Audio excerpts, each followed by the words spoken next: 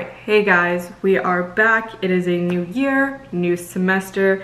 I am so excited to be vlogging again after taking a few weeks off, although it probably didn't feel like it because I still had a backlog of last semester vlogs, but I promise I took a little vacation, got lots of decompression time, started doing some yoga, wrote a book, you know, all those mental health stuff to kind of just refresh myself, getting ready for the next semester that's going to be starting here in about a week. I have a lot that I want to talk to you guys about, but I'm going to kind of spread it out over the week just because it is a lot, and if I front load it all right now, I'm going to get tired, you're going to get tired of hearing me talk, so I'm just going to spread it out through the week, but I'm super excited to catch all up on what's been going on. First things first, my semester is starting remote, probably. The school has said it's kind of the professor's decision, but they highly recommend us moving to a remote platform for the first 2 weeks just because of the spike of COVID cases due to the holiday travel period. So it looks like my first 2 weeks are going to be remote. Truthfully, I'm not that upset.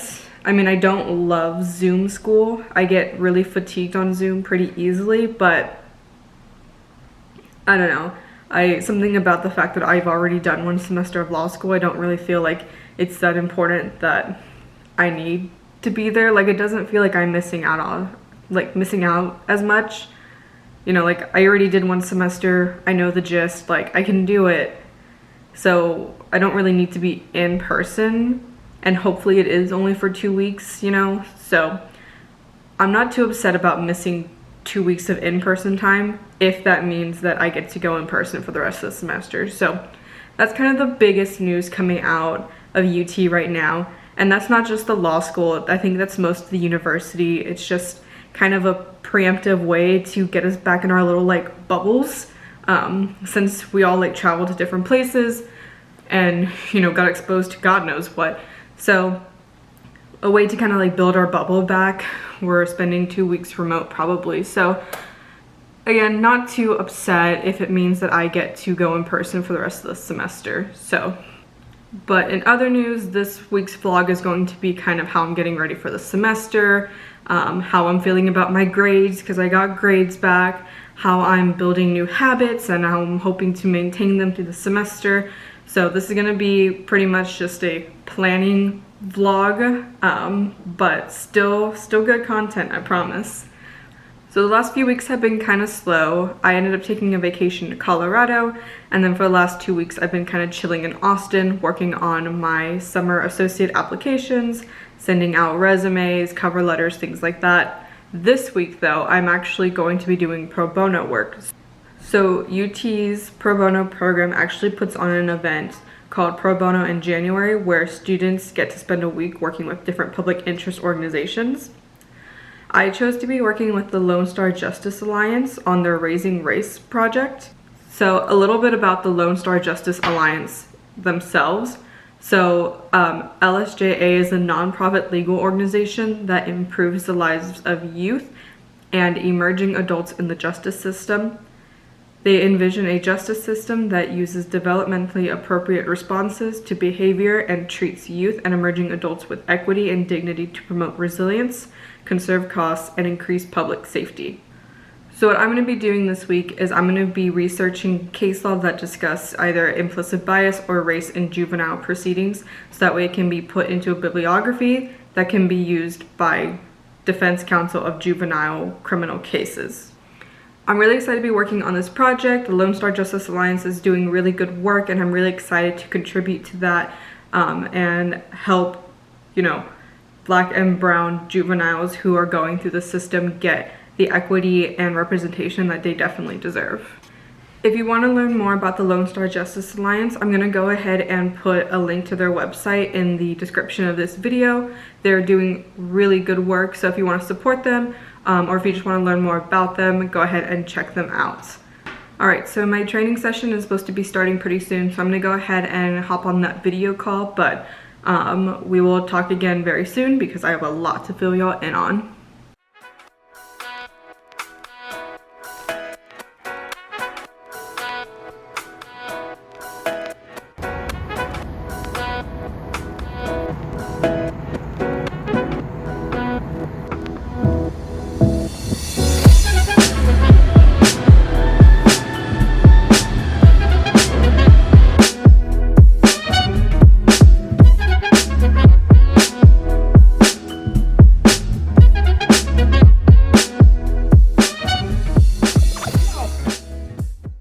guys, so it is Wednesday. I wanted to pop on today to finally have a little chit chat about grades, because we got our grades back on Friday, and if we're being totally honest with each other, I was not thrilled when I saw my grades.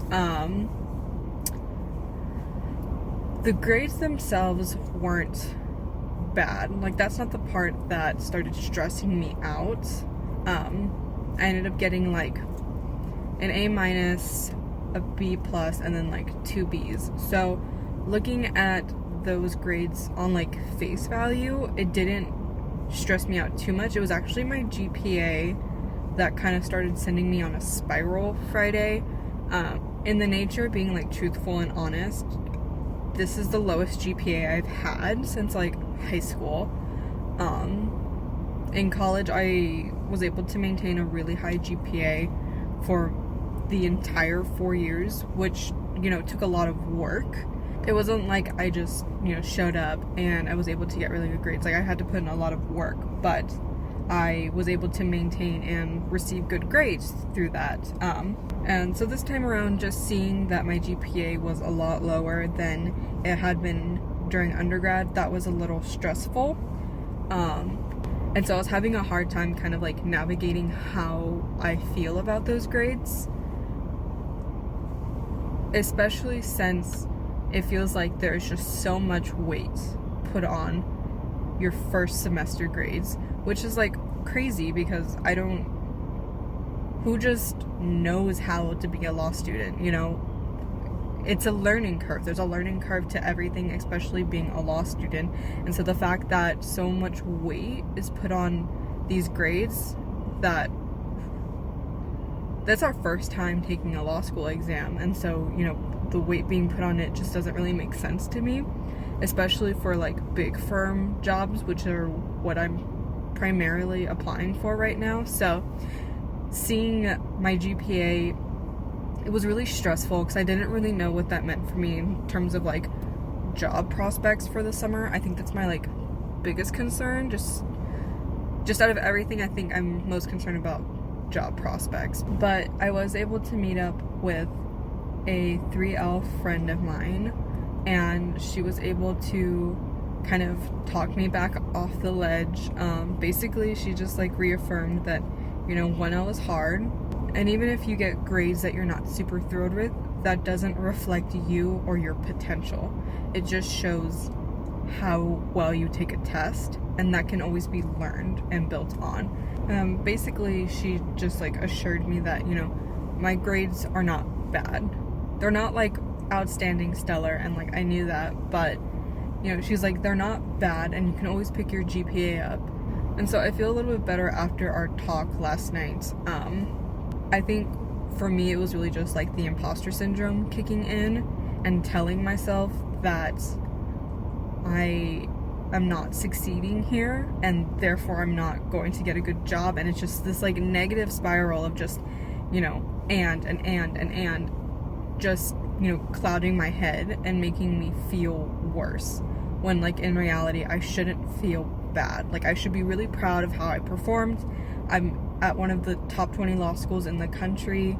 I am the first person in my family to go to law school. You know, I am doing so many incredible things that I should be proud of myself for that. And instead, you know, my imposter syndrome is just making me feel like shit for doing nothing wrong. So today I'm working on reframing my mind and just celebrating myself and my accomplishments, even if my GPA isn't perfect, even if I didn't get straight A's. You know, I did the damn thing, and that is something to really be proud of. So, and moving forward, I have a new game plan for this semester. I'll kind of talk about that a little bit later on, but, you know, some things worked for me last semester, some things didn't, and so I know what I need to change and I know what I need to keep around, and so kind of maintaining that through this semester is kind of the goal. But yeah, so that is grade talk. I had been wanting to come on and talk to y'all about it for a little bit, but I wanted to get perspective from my friend before I jumped on, and I'm glad I did, because honestly she helped a lot. Like, she helped me sort through a lot of the feelings I was going through. So I'm about to head inside to eat some lunch. I spent the morning at a coffee shop working on my pro bono work, and now I'm gonna head inside and get something to eat because I am starving. So we will talk more soon.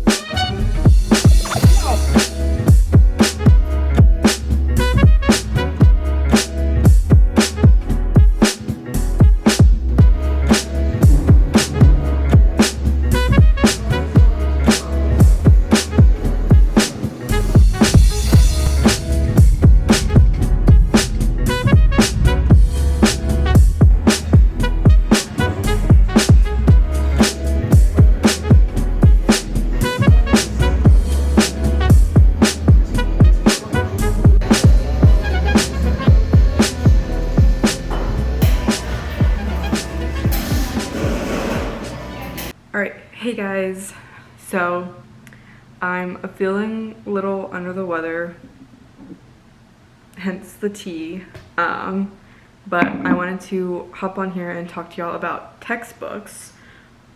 This has probably been my most expensive semester, and granted I've only ever done one other semester, but I've hit around the $600 range, and I think last semester I was able to keep it under about $500. So, I mean, I guess it's not that big of a difference, but like $100 is like $100. So, and I think the difference is that last semester my property class did like a course packet instead of like a textbook. So instead of making me buy like the thicky books, my property professor just, you know, compiled all the readings into like a $30 like packet, and that was our textbook. And truthfully, I prefer that a lot more to these bad boys because these guys are heavy, and like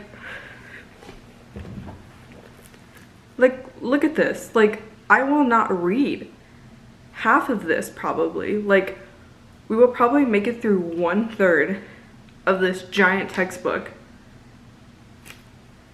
Why is it so big? Like that is my face. I don't get it. So we'll start off with my smallest class, and I call it smallest because it's only 2 credit hours. My persuasive writing class. So last semester was legal writing, and we wrote a memo for the final. This semester is persuasive writing, so we're gonna be writing briefs. So this is probably going to be the main textbook. It's pretty similar to the textbook from last semester, but it's called persuasive writing. So this is probably going to be the main textbook. And then we also had to get this 5 types of legal arguments book. I honestly, I don't know. It is what it is. And then I already had these, but they were still on the required list, so they're getting pulled out to show y'all. But this is the blue book, which is the approved ABA style manual, and then this is the green book, which is the Texas bar style manual. Honestly, didn't really touch either of these until the final memo last semester, so I imagine it's kind of going to be the same, but anyways, here they are. Okay, so then for civil procedure, I had to get one of these thick books. This one is rented, but I was really surprised because it came brand new. Like, I unpeeled it from its saran wrap and everything, so I'm pretty pumped. I love a fresh book, so she's a good one. And then we also had to get this like supplemental book for civil procedures, so it looks like it kind of just breaks down the subject matter further, which that sounds lovely. how complex can a class be if it has not only a textbook, but a supplemental manual to explain things further. She said, scared. And then this is my contracts book. So she's also rented. She's not as fresh. There's definitely some markings and highlighting up in here, but it's not the worst. I'd say my criminal law textbook was probably worse than this, so I'm not too mad. There's another book for this class. It's another like supplemental, it's another supplemental book, but that is still in the mail. I have not gotten it yet, but kind of how like Civ Pro has like a little like supplement manual, Contracts has one too. So that's currently in the mail. I don't have to show you, but same thing. And now for the thick girl, this is my con law textbook. As you can see, she is still wrapped. I kind of procrastinated on renting my books this year, so when I went on Amazon, I had put a rental in my basket, and then I waited a few days, and turns out they sold out on all the rentals. So I had to buy this book. Well, actually, I panic bought this book because I was stressed that if there was no more rentals, then they were going to run out of these books soon. So I bought this book for $250. And I told myself I wasn't going to open her until I knew for a fact that I was going to keep her. So my plan was I bought her full price, brand new, and I was going to keep checking to see if more rentals popped up. And thank God a few more popped up on Amazon. So I snatched up one of the rentals for almost like $120 cheaper. And now I'm going to return her because even though I love the fact that she's brand new, she's not worth she's not worth $250. So, but that is it for textbooks. I'm still waiting on some of my classes to post their syllabi. My contracts and my writing class have posted, but con law and Civ Pro are still kind of MIA, so I'm still waiting on that. But that is kind of a textbook haul. In total, I think it comes out to about $620 for this semester. So yeah. Anyways, I'm gonna go take a nap because I feel kind of like trash, so I will talk to y'all again later.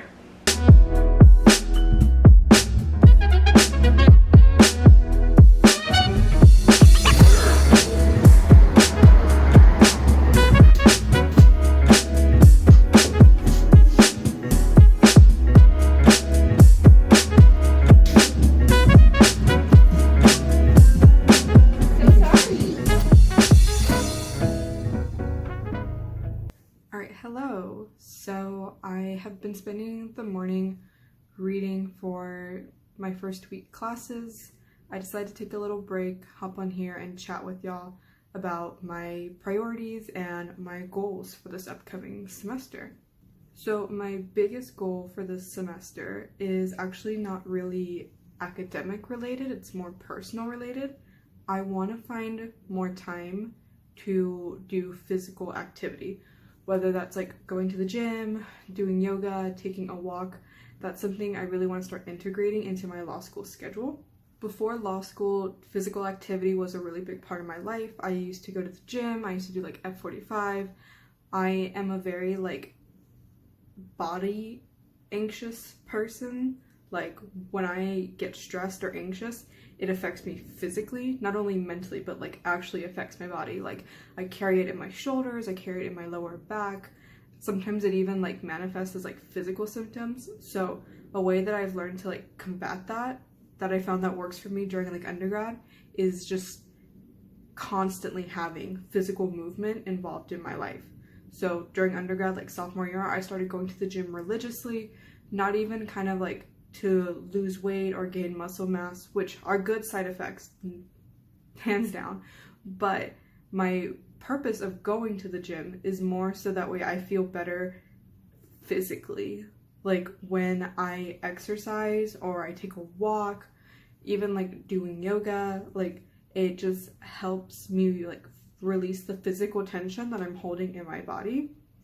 And when law school started, I made some sacrifices, and one of those was I decided I wasn't gonna have time to integrate that kind of movement into my schedule. And, I think it worked for a while, but I think as we got closer to finals, and like the memo being due, I was realizing that, exercise and movement is something that's important to my mental health and my well-being. And by giving that up so soon in the semester, I, wasn't doing myself a favor in the long run.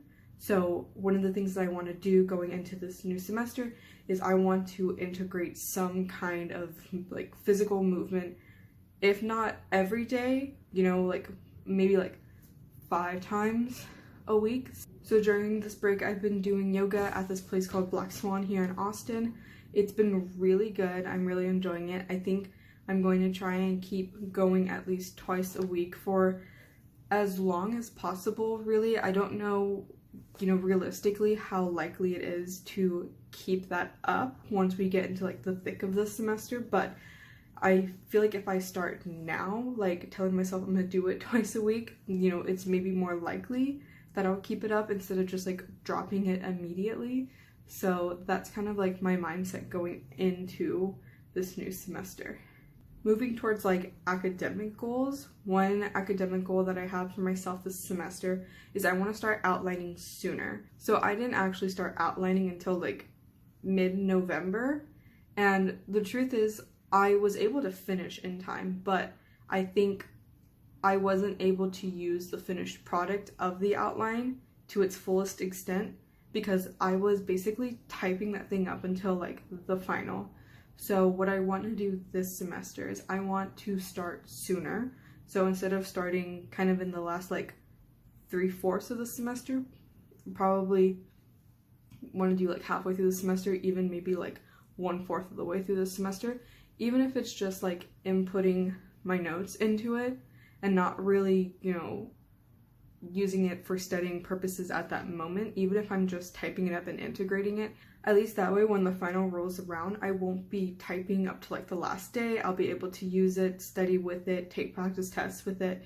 So I think that change will help a lot, at least when it comes to like studying for the final. And hopefully I'll see an improvement in my grades this semester because of that. Okay, and the last goal for the semester is I want to start using external study aids a little bit more. So way back in my first vlog, I talked about how I was using the BARBRI Law Preview course, and I felt like that was really good to prepare me for the different classes and the different material that I was going to be experiencing during law school. BARBRI also has another program called 1L Master Course that is free to all 1L students. So all you have to do is just like go onto their website, create an account, sign up for the course, and it's completely free. And basically it just has like lecture videos, outlines, study aids for the different 1L courses. So I didn't utilize 1L Masterclass at all last semester.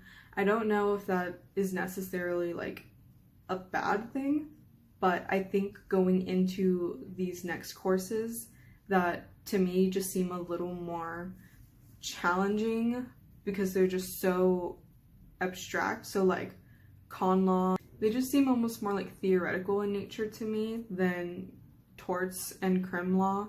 I don't know if that's necessarily true. Maybe I will be proved wrong during the semester, but it just seems like it might be a little harder to grasp the concepts. So I am wanting to utilize BARBRI's 1L Master course to supplement my course material. So that way I hopefully get a better understanding of these courses. They are definitely a little daunting to me, but I think integrating that into my study routine will be very beneficial. I think BARBRI did a really good job with the law preview course. I felt really prepared going into property and torts because I was able to learn a lot from their lectures for the preview course. So I am hopeful that their 1L Master course is also just as helpful, so that way I can get a better understanding of these courses. because I'm not gonna lie, contract seems really rough, like really rough. So we're gonna take any help we can get. I will definitely let y'all know how it goes, if I end up keeping it through the semester or if I end up dropping it, just because the effort is not worth the payoff. But so that is my top 3 priorities and goals for the semester. I'm gonna take a few days to finish my readings and get prepared for the semester, and then I will see y'all again next week for our first day of second semester 1L.